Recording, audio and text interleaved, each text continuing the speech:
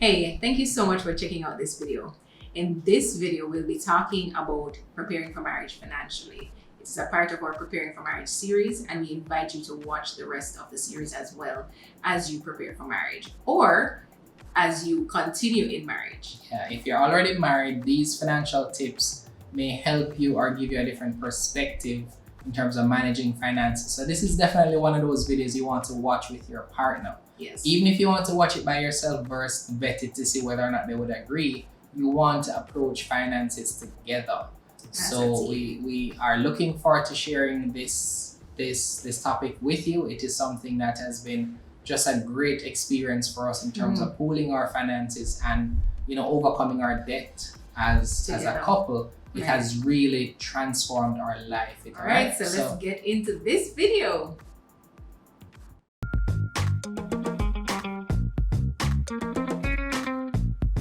Finances play a significant role in marriage, in life in general, but we're talking about marriages today, right?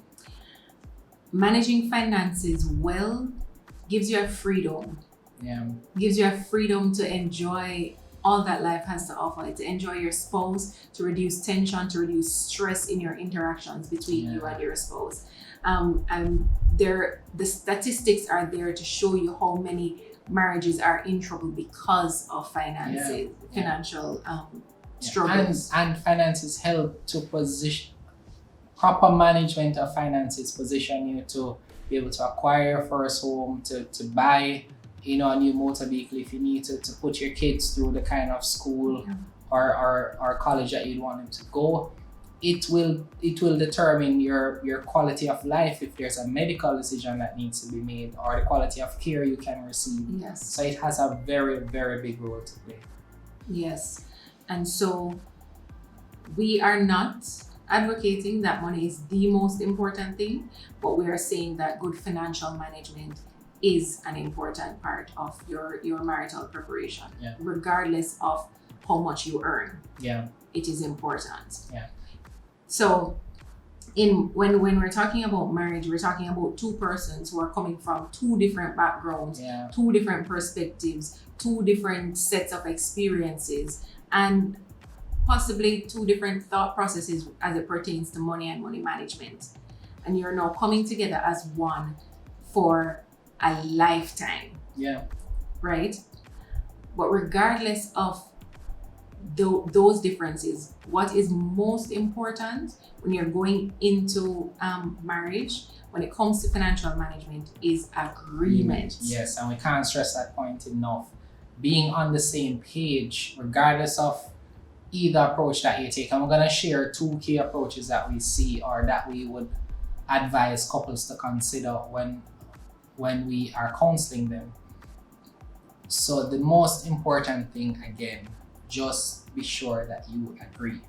So the two approaches we've seen, the first one, the one that we use, is the pooled approach. And that's where you treat both incomes or all sources of income that you both share as one. What that means is that my salary and Renee's salary is treated as one salary. So if I make $5 and she makes $5, we budget with $10 in mind. The second approach is you keep the funds separate. So my salary goes to my account, her salary goes to her account, and we then now determine who takes care of what. And you each manage what is assigned to you. Yes. So I may be paying the utilities, she pays the mortgage, I pay for the gas, or the funds that I use goes towards investments. It really doesn't matter in that case where the money resides because we still have to agree on how it is spent. Correct. So it may be a difference if, let's say, I made $5 and she made $10. It may make sense in that regard for her to pay certain expenses because she has stewardship over a great amount of funds from her account. Right. But we still plan for $15 in that regard. It's just kept separately or treated separately. Right. So at the end of the day, there are no secrets. There's no hidden account. There's no hidden money. There's no hidden debt. So you are in agreement with each other to the extent of you both know how much is coming into the Full household. transparency. Exactly, and what is going out. Yeah. That is the type of stewardship that we recommend. All right. So the next thing that you want to do after you've determined which approach you're going to take is that you want to agree on the right priorities. And what we mean is that before we were married, we both had things that we spent on that were important to us. Yes. We now have to determine when we come together as husband and wife what expenses stay and what goes. Yes. So I may have been used to, maybe buying a new pair of shoes each month, but now we have to pay for a mortgage. Is it still appropriate for me to buy a new pair of shoes each month? We have to determine that together. Is it still feasible? Right. We have to determine that together. So having that discussions about our needs and wants and making room for each other. Having that discussion to say what stays and what goes is extremely important. The next thing that we want to talk about is our generosity. I may be used to, helping out a friend with fish fry tickets or barbecue tickets or fundraisers for their child's school. We need to talk about that because that impacts the available money that we have. Right. And it may be larger donations or formal donations to charities and things like that, but it is important to have that discussion to say, hey, this is what I usually do. If it is that you're helping family with expenses Extremely each important. month, you need to disclose that to your partner as well, to say this is a part of my budgeting, this is a part of my expenditure. And we also, very importantly, encourage you to speak about your tithing. So we tithe based on our gross salary. We believe that your gross salary is your salary, so you tithe accordingly. And the Bible speaks about being a cheerful giver. So with regards to tithing, if you have a difference of opinion, have that discussion. Be patient if the person doesn't share your same view, but it can be something that you may need to seek a third party to discuss with, maybe a pastor, maybe a friend who can give you the correct guidance, because it's important for you to agree on tithing. Yes. And you want to also discuss what happens in the event of a shortage, a loss of a job, a loss of income, salaries going down. You want to discuss those scenarios that can impact both of you. And at the start of your marriage, you may not know all the things that may impact you. You may not know the fullness of that conversation, but it is worth having that conversation at the front end of the marriage. As soon as you possibly can. Exactly, as soon as you can, to say, hey, in the event of a shortage, of a shortfall, how would we manage? How would we adjust? And these conversations can be stressful. They can be just hard. You may not be able to think of everything. That's okay, because you're gonna have the conversation on a repeated basis. Exactly. It's not you discuss it January 1st and then you don't talk about it again ever. That's not how it works. They're continuous. Exactly. So you have the discussions on an agreed frequency, being open, being transparent, leaving nothing off the table, and then you can start to make the right decisions with the appropriate things in mind. All right? So another point that we want you to take note of is who takes the lead for financial decisions. Extremely important. Now, this is not a matter of one person being a dictator. It is a matter of order. So there's one person who, between the two of you will discuss and decide, agree on who will take the lead. It can be the wife, it can be the husband. This in no way impacts who leads the household. It's to determine. So usually there's one person with an aptitude. If you're both with the aptitude for finance, great. You can still decide on one person to do it, because that person is responsible for that, because there are roles that you need to decide on in the marriage who is responsible for the home, who is responsible for ensuring that the cars are in good shape, who's in charge to pay the property tax. Yeah. You have so many things to manage. One person can't manage them all. So you can have a person who is responsible for the finances. That person will track, that person will update any data that needs to be updated. That person will ensure that the entries are happening. And that way now it can just be a more fluid conversation. Right. If you both want to share the responsibility, that's okay too. But we find that it's easier to just say, okay, this is your area. We can come together to discuss, but you are then responsible for the management of that area.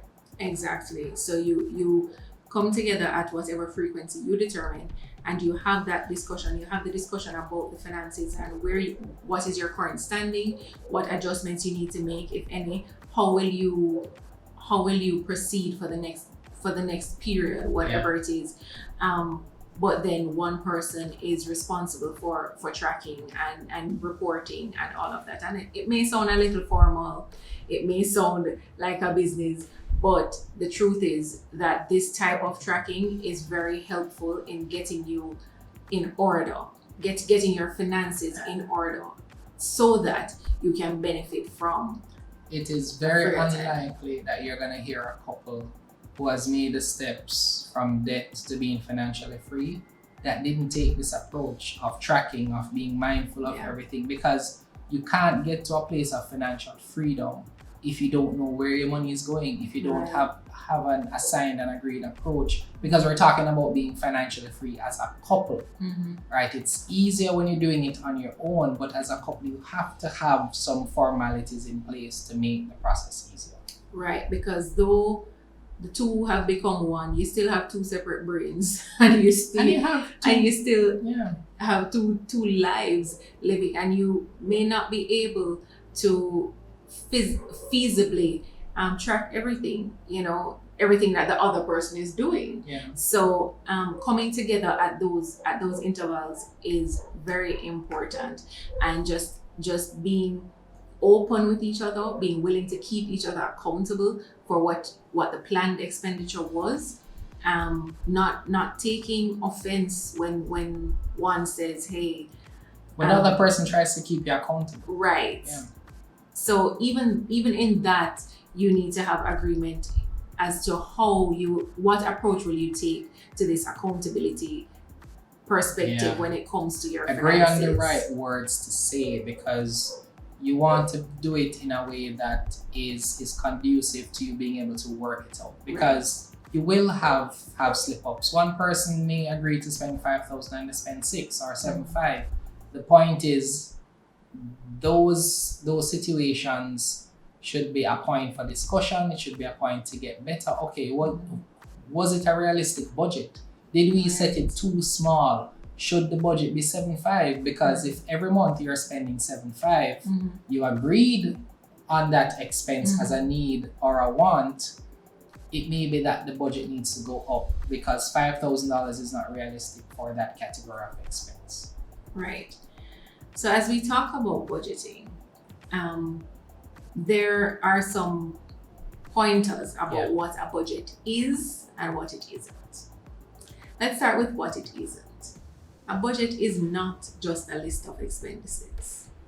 It's not just a list to say, this is what I spend every month and that's it.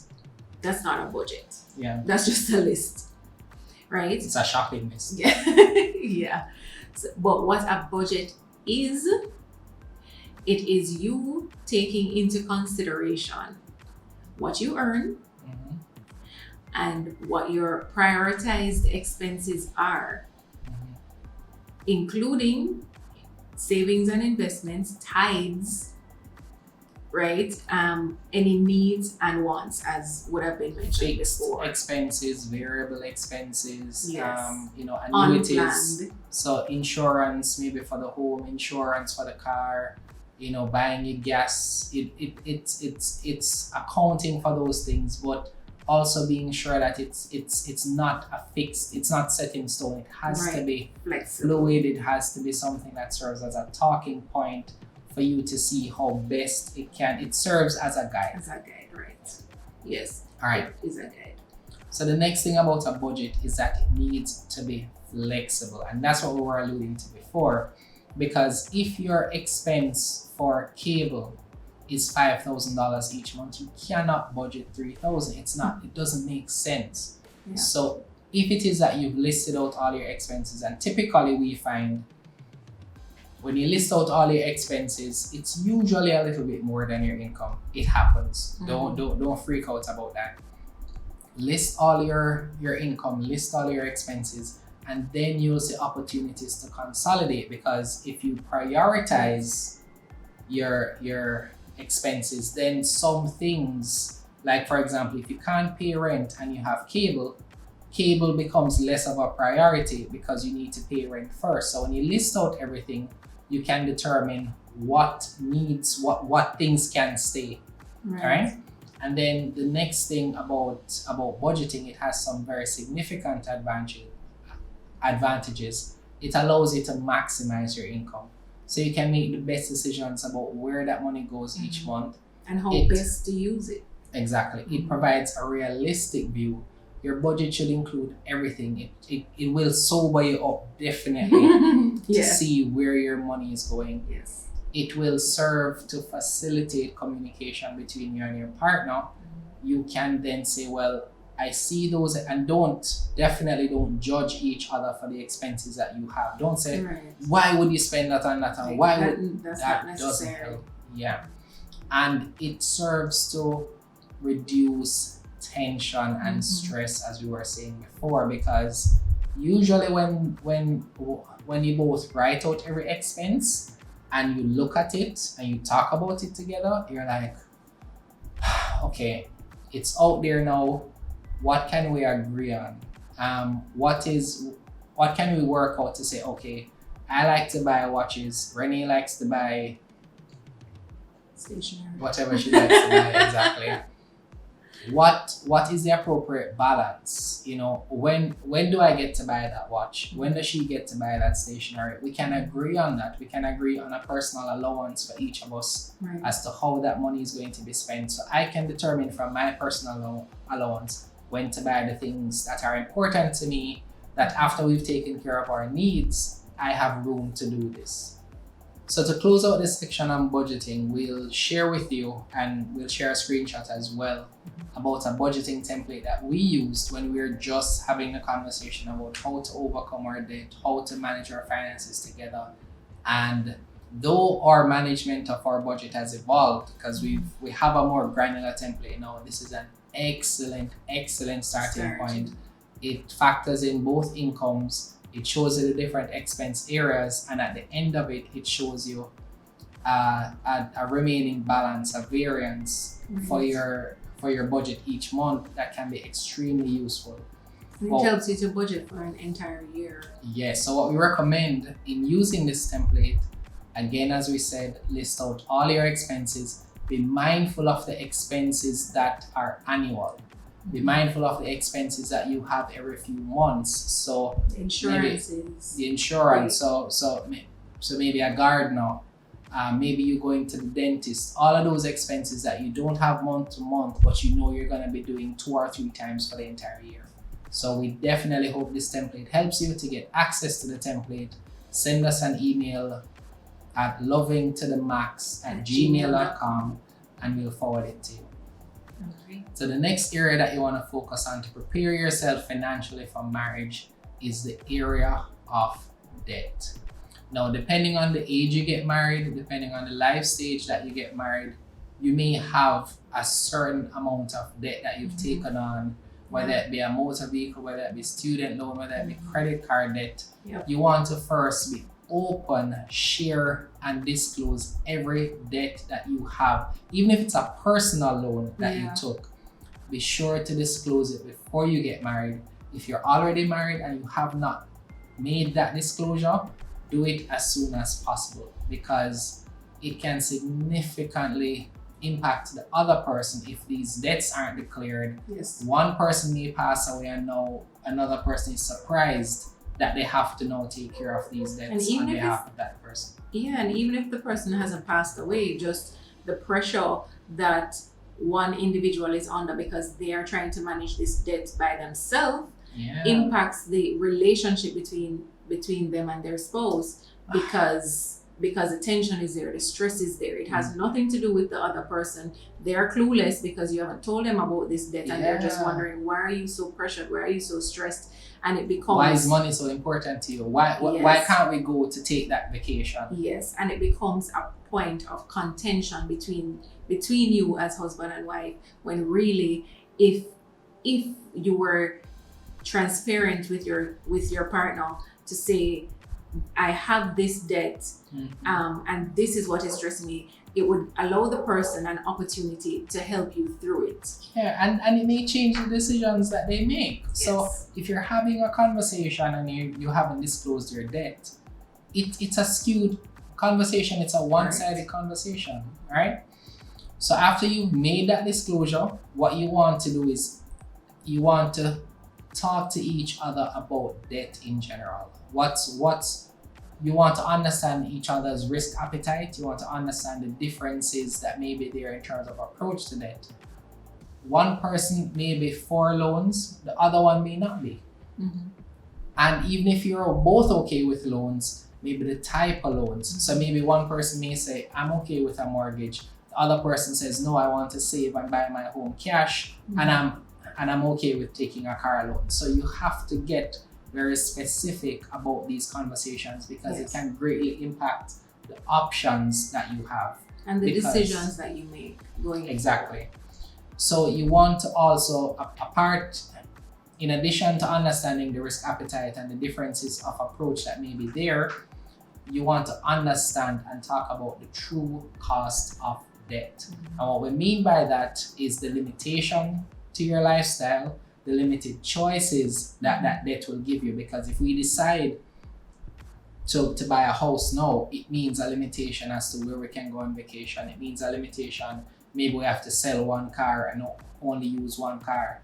The taking on debt really restricts your lifestyle. So you have to be willing to make the adjustments that debt will require. Because a lot of persons think that, okay, we're taking this to acquire an asset, even if it's a home, even if it's a home, you want to choose the home that is within your budget. Yes. So if you're making a certain income and you choose a certain value home, you may be stretching yourself unnecessarily. It would be better maybe to get a starter home.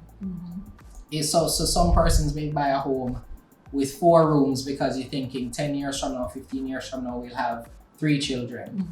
It may be better to buy a home for the 2 of you now.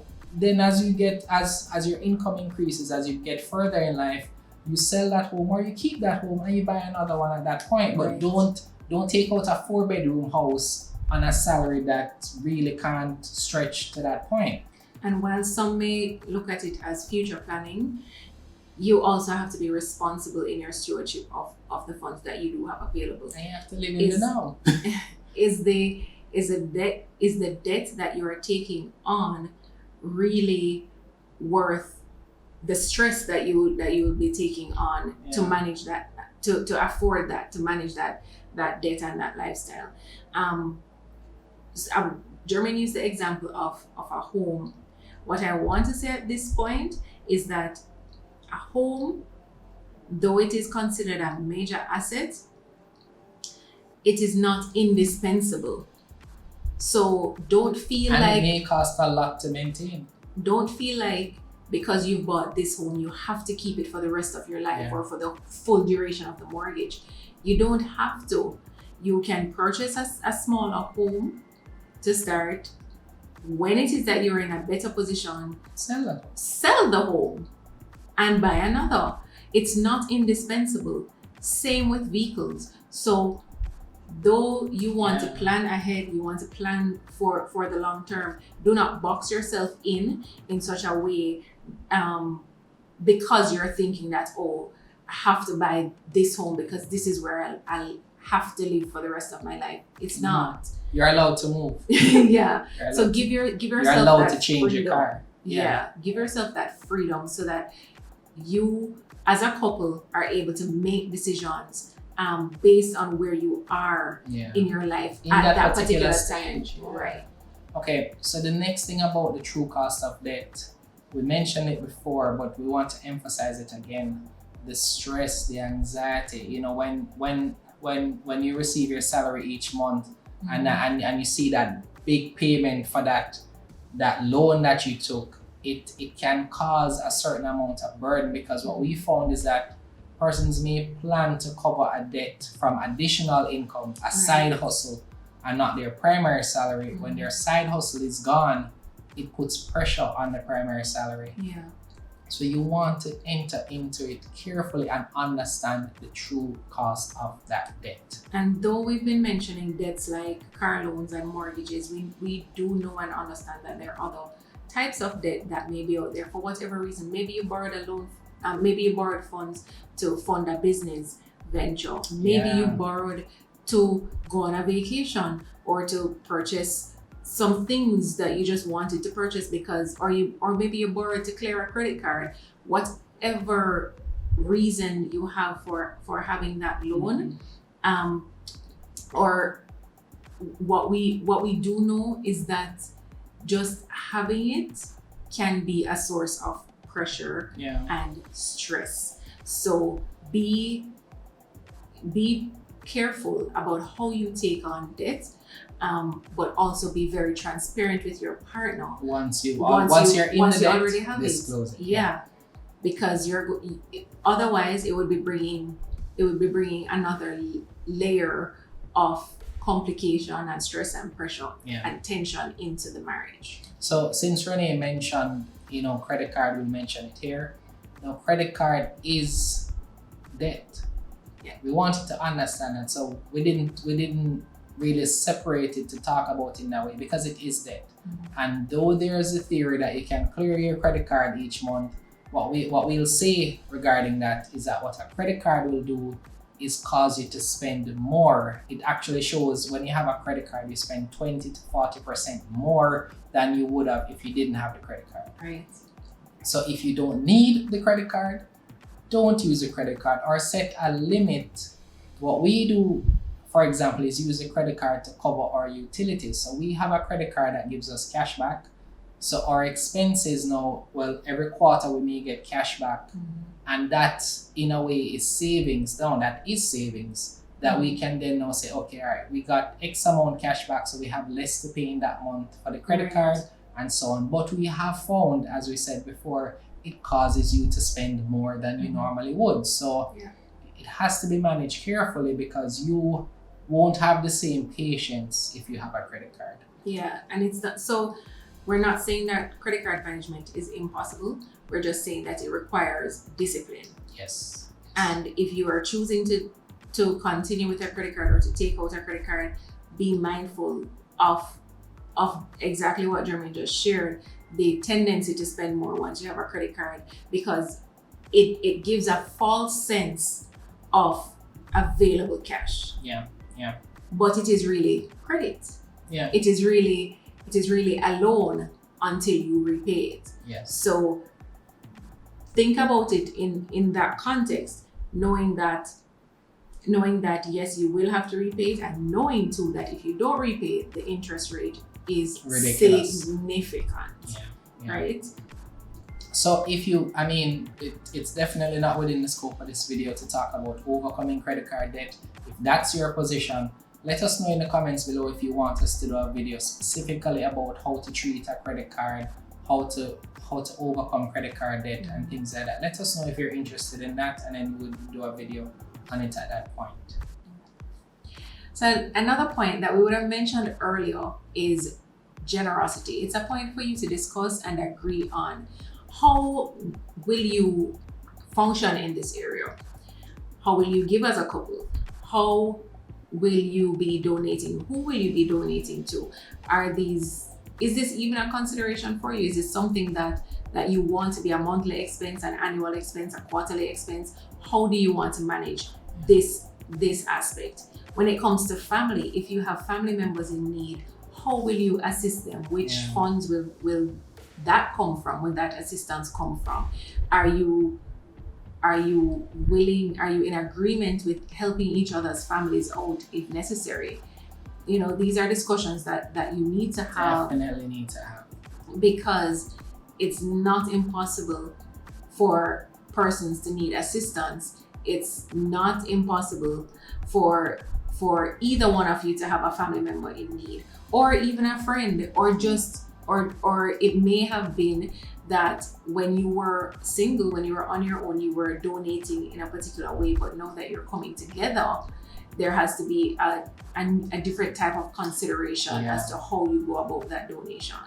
Yeah, so everything that Renee said, you want to just be considerate. So just understand it's not for you to judge another person's habits pre-marriage or pre to the point that you heard it, right? So it's important to show understanding. It's important to understand and show compassion. So don't say, I don't think you should be sending this money to that friend or that family member, because it's important to them. That's why they're doing it. What you need to agree on is maybe the amount, it's maybe the frequency. So talk about it from a position of understanding and care, because it can easily be taken in a way of offense if it is that you say, well, I don't think you should be giving that 5,000 to your friend each month, because they need to go and make their own money. You have to have the conversation in a way that shows honor and respect, and as we said, understanding. So it's and just remember that donations are an important part of your consideration when you're budgeting. You factor that in because from a Christian perspective, charity, giving from a cheerful heart, helping others, donating, paying over offerings, giving blessed offerings. To be a blessing. Exactly. Helping family members, helping other believers, helping the poor. Those things are important.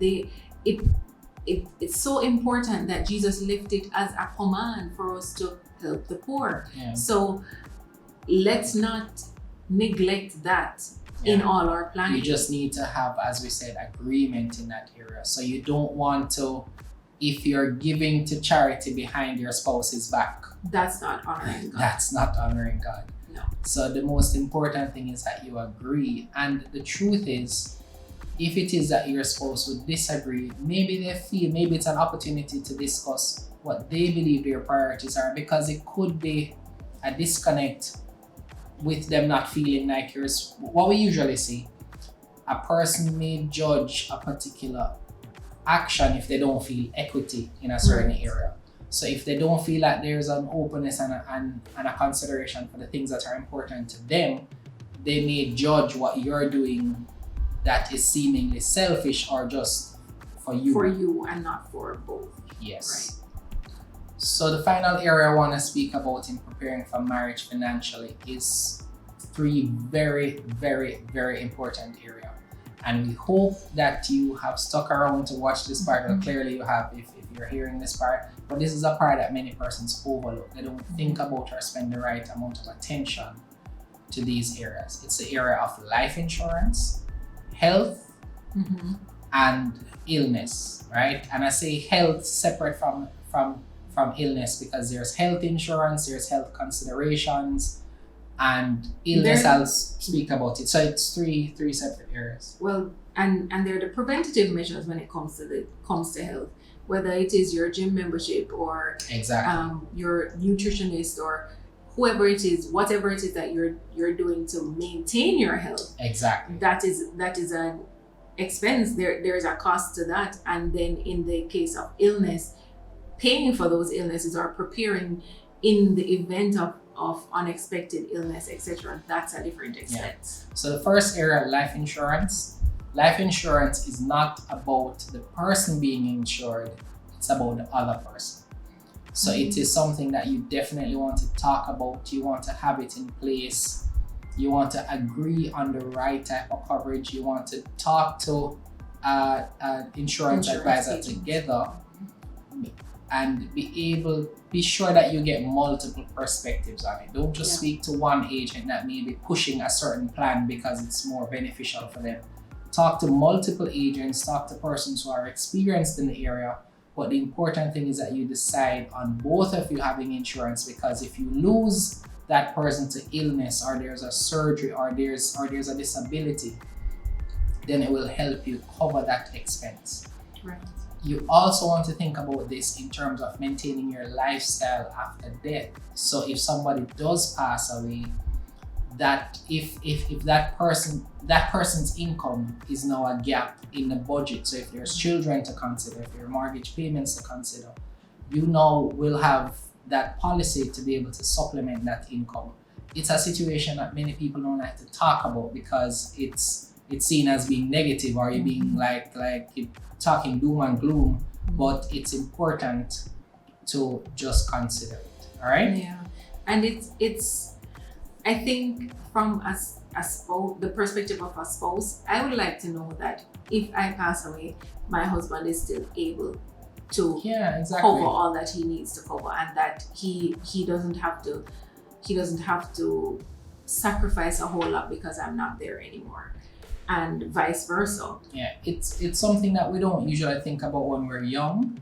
And usually by the time we think about it when we're older, it costs too much. Mm-hmm. So the thing about an insurance policy, the earlier you take it, the cheaper it is. Yeah. The older you take it, the more expensive it is and the less coverage you get. So just bear that in mind. Mm-hmm. The next thing in terms of health, now we spoke about it, vitamins, all the preventative measures, seeing the doctor, having that gym membership, having those equipments, or whatever it is you need to be healthy. You want to agree on a budget for that. You want to agree on an approach to that. You want to put in the right systems in place to ensure that those savings are in place to cover those expenses that may come up. Because in terms of health, anything can happen at any point.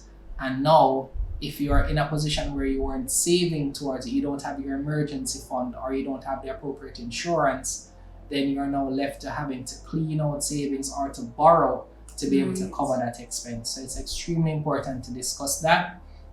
Next, it's illness, and that's the benefit of having the insurance. But there are some illnesses that insurance does not cover.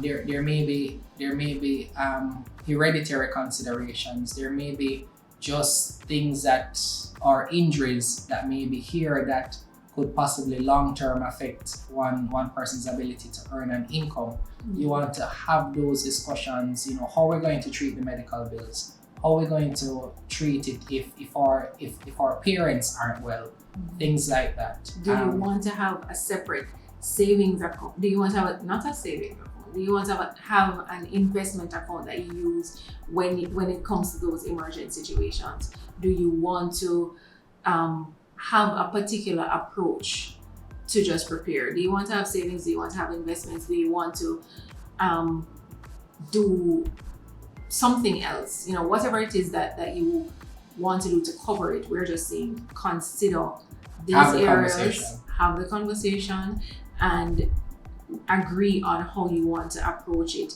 It is an important part of your financial preparation. Yeah. So the next thing that you want to do, 2 final things we leave you within this section. Be sure to write a will. Mm-hmm.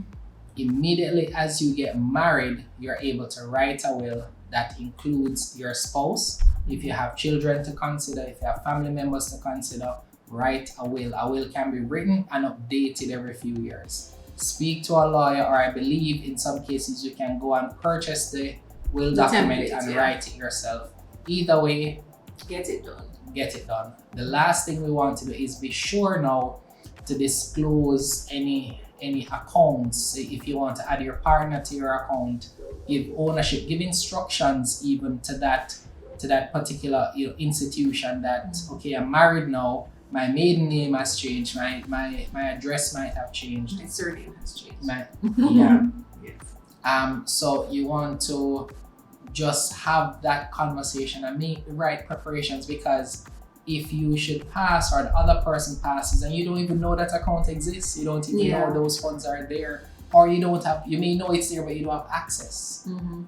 And that doesn't benefit anybody but the institution. Exactly. You won't be able to get if it's not claimed after a certain amount of time, then they have it. So our very last point that we want to leave with you is to get guidance and mentorship for financial management. This is a very complex topic.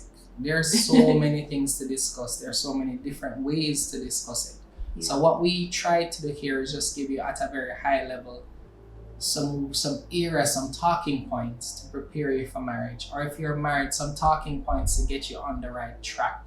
Right. So just have the conversation. And if it is that you are able to find someone to help you through, to find another couple to help you through, to get yourselves on track, then it helps you to go in more depth and in more detail. So this video provides a primer, and it helps you with a foundation. But if you need more detail, if you need more in-depth help, if it is that you're trying to talk through the points and you're not able to get anywhere, just the two of you, then you may need intervention from a third party. So again, someone who you both agree on, contact them, ask them for their assistance in getting you on the right track, so that you can overcome those hurdles that have been blocking you from completing the conversation. But as we have seen, when we started to talk about our finances openly,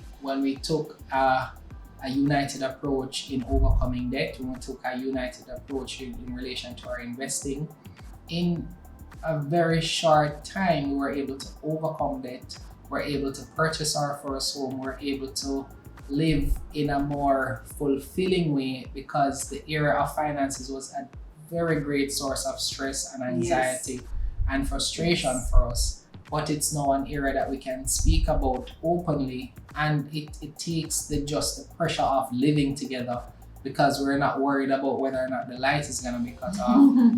It's a really freeing experience. So we really hope this video has been helpful to you. It is a part of a Preparing for Marriage series, so we want you to check out this next video that's going to speak about another way that you can be preparing for marriage. We hope that this video has been impactful for you. We want to see you in the next one.